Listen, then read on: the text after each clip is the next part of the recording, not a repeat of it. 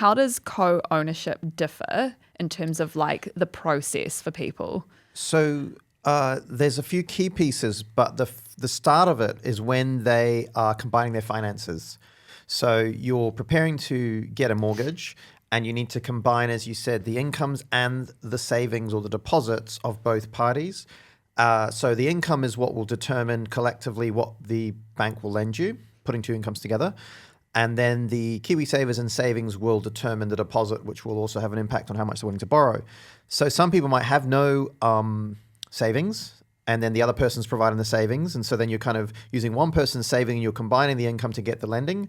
And it might be the other way around. Someone might have a really big deposit, but they might be low on their income, and they might be older, for example. They've been saving for longer. And so the other person is kind of compensating for the income. So at Aera, we have a few situations where it's a mother and a son or something like that. So the mother is older, they have more in their KiwiSaver, their income is relatively modest, and the younger person is earning more but doesn't have much saving. You kind of put the two together. So those are the key pieces of the puzzle you need to produce in order to figure out what they can buy.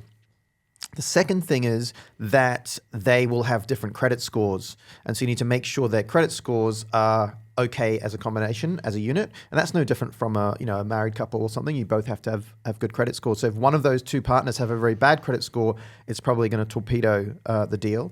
So you first get this picture, what can we borrow as a unit if we're going to do this together? The second piece then is, okay, how is this going to work? Who's going to own how much? And then if we unwind it, how's it going to work? And over the period throughout the ownership, who's going to contribute each piece? And that's the more kind of nuanced stuff that needs to be sorted out and put into legal documents.